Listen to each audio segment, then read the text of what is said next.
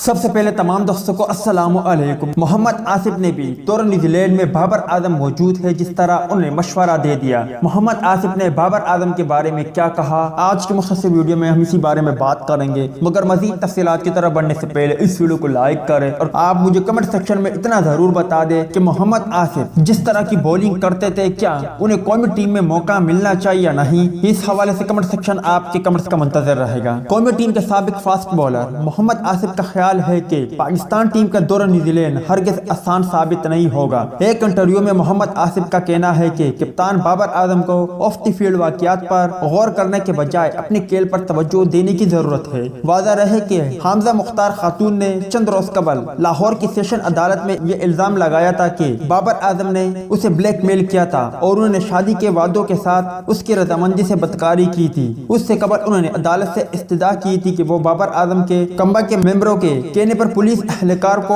اپنے اور اپنے کنبہ کے افراد کو ہراساں کرنے اور بلیک میل کرنے سے روکنے کے لیے حکم جاری کرے۔ محمد آصف کا کہنا تھا کہ پاکستانی ٹیم بابر اعظم پر بھاری انحصار کر رہی ہے، ان پر ہمیشہ دباؤ ہوتا ہے کہ بیٹنگ کے شعبے میں کارکردگی کا مظاہرہ کرے، جبکہ ٹیم کی قیادت کی ذمہ داری بھی نبھائے۔ اب ان کی ذاتی زندگی سے متعلق اسکینڈل بھی مزید دباؤ ڈالنے کے مترادف ہے اور اسی لیے یہ ضروری ہے کہ وہ کھیل پر اپنی توجہ مرکوز رکھے۔ محمد آصف کا کہنا تھا کہ انہیں بھی ماضی میں اسی طرح کی مثال کا سامنا کرنا پڑا تھا اور انہیں امید ہے کہ یہ مسئلہ جلد حل ہو جائے گا، کیونکہ یہ پاکستان کرکٹ اور بابر اعظم دونوں کے لیے بہتر ہوگا۔ یاد رہے کہ محمد آصف نے اس سے پہلے محمد عامر کے حوالے سے بھی کہا تھا کہ محمد عامر نے ٹیسٹ کرکٹ سے ریٹائرمنٹ کا اعلان کیا ہوا ہے، اگر محمد آصف کی ٹیم کو ضرورت پڑی تو محمد آصف بلا جھجک ٹیم میں شامل ہونے کے لیے تیار ہے اور اس کے لیے محمد آصف بھرپور تیاری بھی کر رہے ہیں۔ امید ہے دوستوں کہ آج کی ویڈیو بھی آپ کو پسند آئی ہوگی۔ ٹیک کیئر، بائے بائے، اللہ حافظ۔